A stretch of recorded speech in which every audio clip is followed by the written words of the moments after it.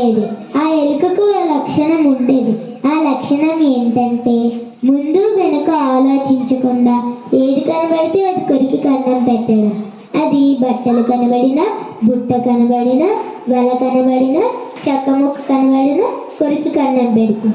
దానికి కొరికి కన్నం పెట్టడం అలవాటు.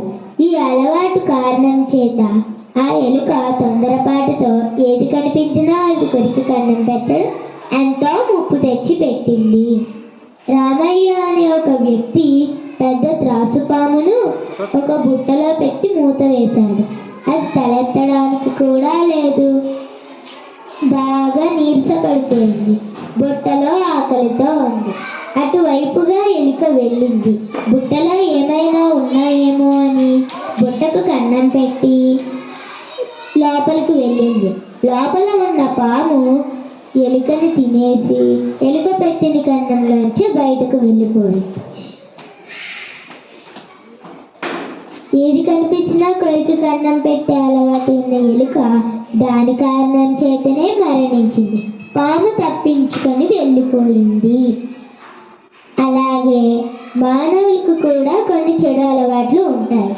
అవి కోపం, దురాశ, అసూయ, పొగడ్తలకు లొంగుట, మరికొన్ని చెడు అలవాట్లు ఉంటాయి.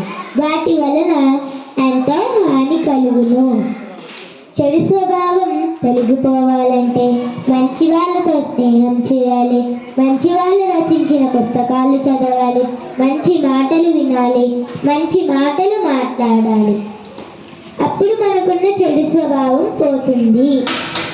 ఉదాహరణకు గట్టిగా ఉన్న ఇనుము నీటితో స్నేహం చేస్తే తుప్పు పట్టి ముక్కలవుతుంది. అదే ఇనుము అగ్నితో స్నేహం చేస్తే వంగి ఏ ఆకారంలో కావాలంటే ఆకారంలోకి అవుతుంది. అవసరమయ్యే ఒక పనిముట్టుగా అవుతుంది. కనుక మంచి సహవాసాలు చేసి చెడు స్వభావం సరిదిద్దుకొని కీర్తివంతులై వృద్ధిలోకి రావాలి.